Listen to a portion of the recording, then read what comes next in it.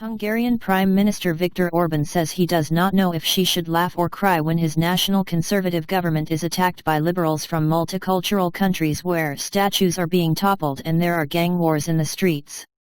Liberal imperialism reigns in Western Europe, and they are trying to force their worldview on countries that think differently. American Democrats and often international courts are also involved in this, said the Hungarian leader, in reference to a recent ruling by EU judges that Hungarian regulations requiring NGOs funded by George Soros and other overseas donors to be transparent about their funding are unlawful. There is this international trend in politics which is aimed at weakening and eliminating national governments and nations, and bundling them into some imperial order, added the conservative leader, who has faced heavy criticism from the global left for his rejection of mass migration and multiculturalism and promotion of policies to support traditional families and child rearing. This liberal imperialism is now pursued not only by states, but also by supranational global organizations, and is operated by business people and money people who finance this scheme and who see themselves as supranational entities, Orban warned.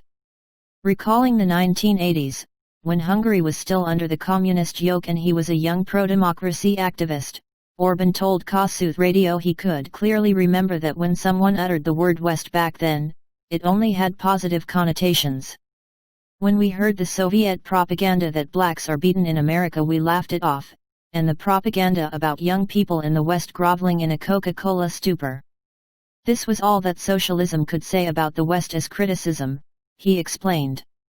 30 years later, however, he said several Western countries appeared to be heading for financial ruin, with sovereign debts are running up to and above 120% and, perhaps more importantly, problems with widespread disorder and a breakdown of social cohesion.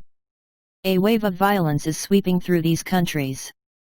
Statues are being toppled, he said, referencing the vandalization of war memorials and monuments to historic figures including Winston Churchill, Thomas Jefferson, and George Washington, which has been sweeping Britain, America, and much of Europe since Black Lives Matter protests over the death of George Floyd morphed into a global movement against systemic racism and Western identity more generally.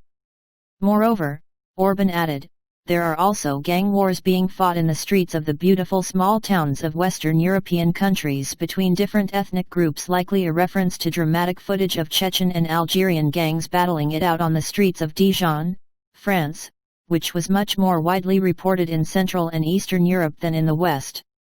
I take a look at the countries which keep sending us messages about how to live our lives correctly, and how to govern and to operate a democracy well, and I don't know whether I should laugh or cry, the Hungarian added dryly.